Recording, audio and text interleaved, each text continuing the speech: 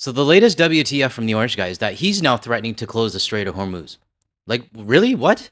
And someone in our Discord server posted this funny meme. And it looks like the Chinese are having a lot of fun with this one. I mean, it's like a little toddler not getting his way. And he just blurts out, no, I'm gonna close the strait. But with all this crazy stuff going on, like, literally every single morning I wake up, there's something new. All I know is that this conflict in the Middle East, I don't think it's gonna end anytime soon. Then you have Melania Trump just coming out of nowhere saying, I don't have any friendship or relationships with Jeffrey Epstein. It's like, okay, nobody asked you, but like, why are you coming out with this? I mean, watching this clown show of the United States, it's like watching a really bad TV show and the remote's broken and you can't change the channel and the power button's broken. So you just gotta sit there and watch it. But while this is all happening, the US citizens and their cities are suffering because of the actions of the US administration.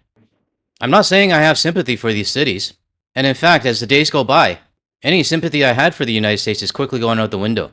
But in this video, I have a report that comes out of Point Roberts, Washington.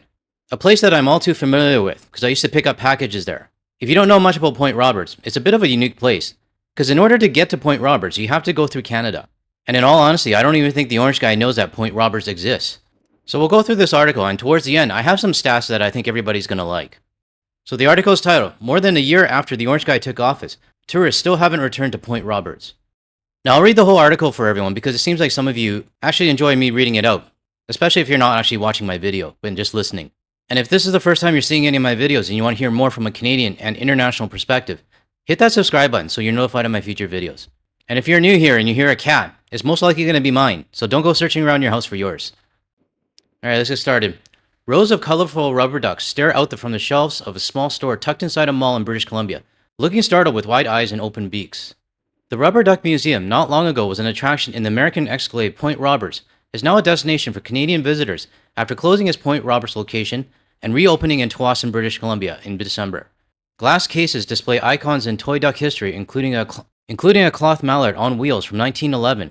Okay, you know what? I'm not going to read the whole thing. I'm just going to go straight to the points. The Kings are among the business owners in Point Roberts who are having to adjust after a decline in Canadian tourists, which some attribute to political tensions with the United States. Several said traffic to their business has not improved since last year. It's an existential problem for the 5-square-mile community that is connected only to Canada by land. Visitors must cross the international border to drive down the quiet 3-line road that leads into town. Now going back to the first paragraph at the top, it says some attribute to political tensions. My question for those who don't attribute it to political tensions, what do you actually blame on this?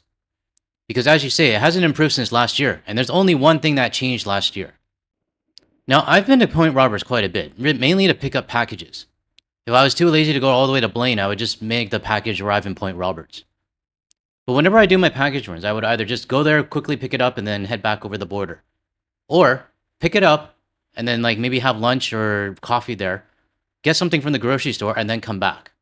I know I'm not the only one that did that, because the grocery store used to have tons of BC plates. But they're definitely not getting that extra money into their economy right now. The area's unique situation is not without perks. Longtime resident Allison Calder never worried about her kids riding their bikes to a local park with friends when they were young teenagers. Living in Point Roberts is like living in a gated community and not having to pay for it, she said.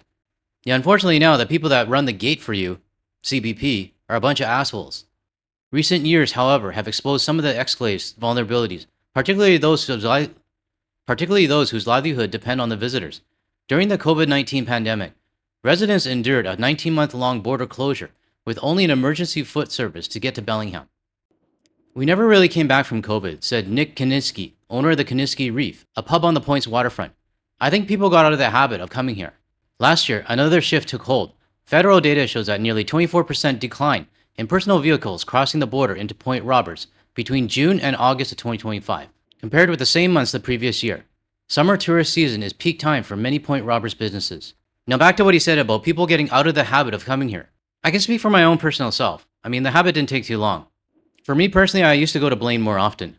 But the habit of actually crossing the border to pick up a package, to do weekend shopping, really didn't take a lot for me to change. Yeah, I lost the discounts when you get it shipped to the border, but I got over that pretty quickly. It's been a long 6 years, said Allie Layton, owner of the International Marketplace, the Point's grocery store. The downturn last year hit right as the community seemed to be getting back to normal, she said. Many factors include Canadian border crossings, and isolating them is challenging, wrote Jennifer Bettis, Research and Program Manager at the Western Washington University Border Policy Research Institute. Calder, a member of the Point Roberts Community Advisory Committee, points to the weak Canadian dollar, which valued at 72 cents at the mid-market rate of Wednesday, April 8th, according to the money transfer company XE. You see, this right here is the problem. Even if Point Roberts is closely connected to Canada, and then the only way to get into it is through Canada, their citizens are still blaming the exchange rate.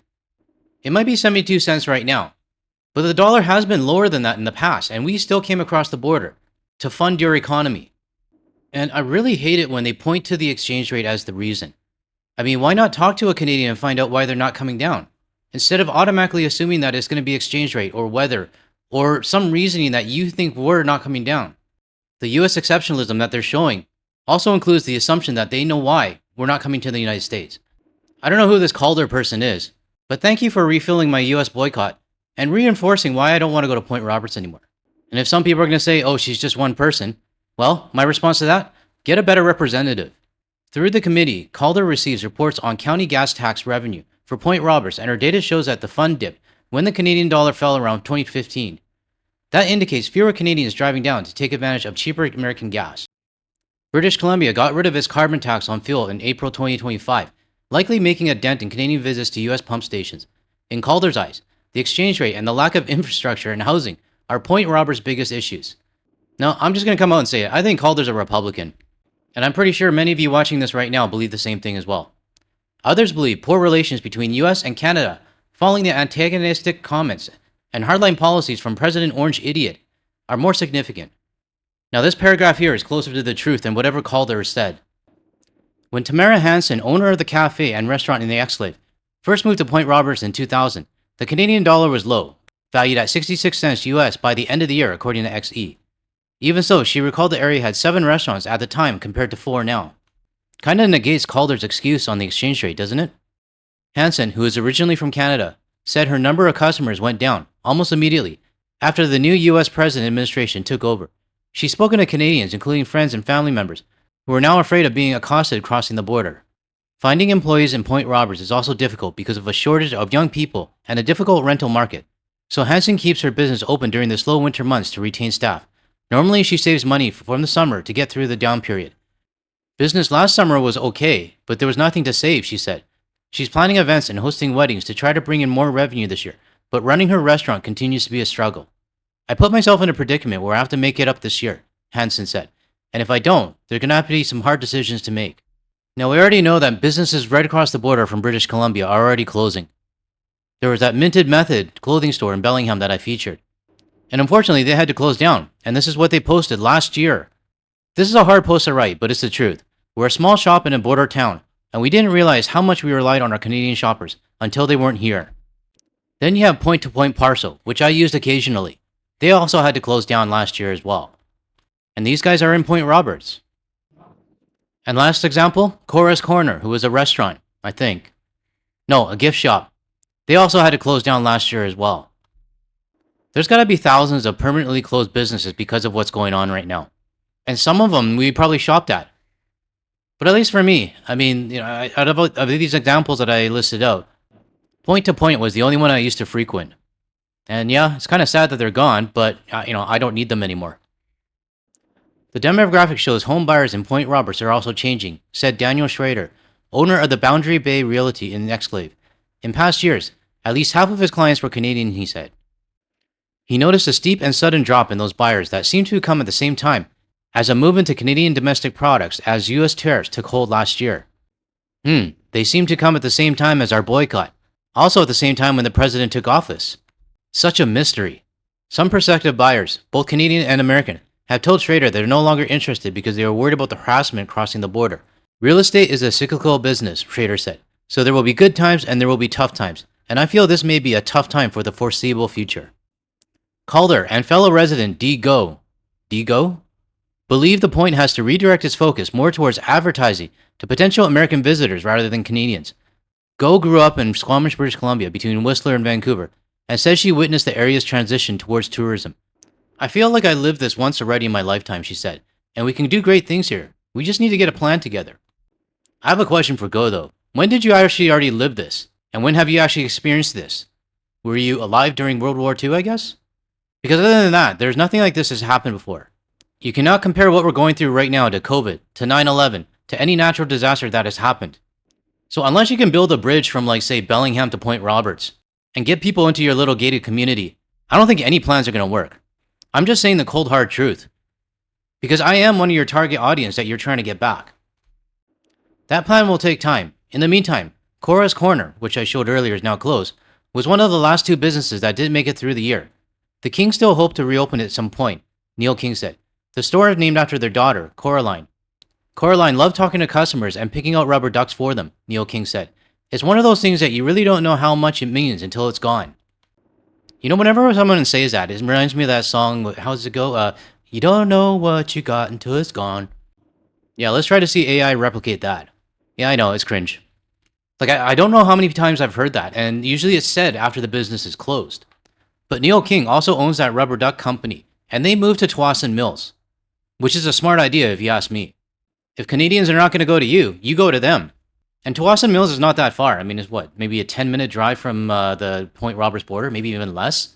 But my point is that this business actually made a change to survive. So I give props to Neil and his family for keeping the business alive.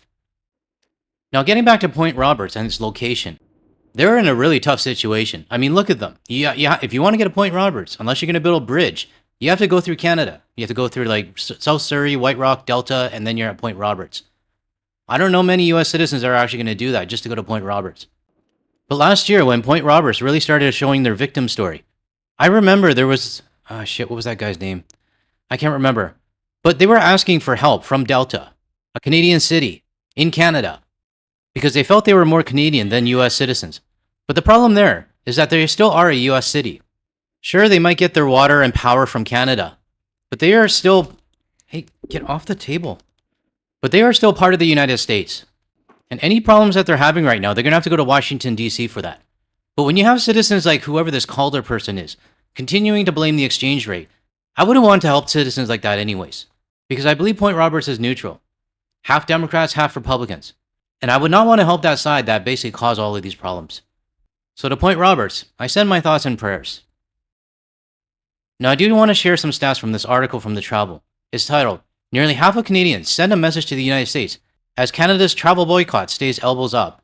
Now I'm not going to read this out, but I do want to show some graphs that they have in this article. Now their article is based off of Nick Nano's survey. I mean, this Nick Nanos guy has been on CTV quite a bit. And here are some of the results that they found. 43% of Canadians are vacationing less, 38% will not vacation in the US in general, 14% vacation the same, 4% vacation more, and then 2% unsure. Now this next screenshot actually shows the year-over-year change in January. Oop. It's thundering out right now, so if you hear it, that's what it is. But let me read this out to you. A meaningful year-over-year decline in international visits to the US was also seen by the International Visitors Arrival Program, ADIS, I-94 in January 2026, report by the National Travel and Tourism Office. So the year-over-year change, let me read it out. Overseas is down by 4.2% from last year. Canada, 16.9%. Mexico, up 9.3%, which I'm actually kind of surprised about. But focusing on Canada, 16.9% compared to last year January. And let's not forget, last year January is when all the shit started happening. But now that we're well into 2026, and our year-over-year numbers are going to compare 2025 instead of 2024, my guess is that the future months that we're going to see are going to be anywhere between 15 to say 20, maybe 25% lower. They're definitely going to go lower. I mean, there's nothing going on in the United States that is improving their situation. If anything, everything is getting worse day by day, if not hour by hour. But one thing I do know is that the percentages, they're going to grow. And you know what, I've always said that maybe 50% is not achievable. But British Columbia, at least by land crossing, have proved that that's not the case. So who knows, maybe we can actually get the border crossing percentage up to about 40, maybe 50%. We just need the orange guy to say more stupid stuff. To close off this video, I would like to show a photo that Roland sent over to me. And he took this photo from Winnipeg. Roland is a US citizen but has chosen to come to Canada to support our economy. So I really appreciate you giving your support to Canada. And I might recommend head to Vancouver this summer. You'll love it in my hometown. Alright, that's all I got for this video. If you found any value in anything I said today, or you want to hear more from a Canadian and international perspective, without the US media bias, make sure you hit that like and subscribe button below. That way you're notified of my future videos. Oh no, not... Why at the end? And if you want to see more of my videos, check out the ones that are going to show up on your screen shortly. Thanks everyone, I'll catch you in the next one. You want to say bye? No? No?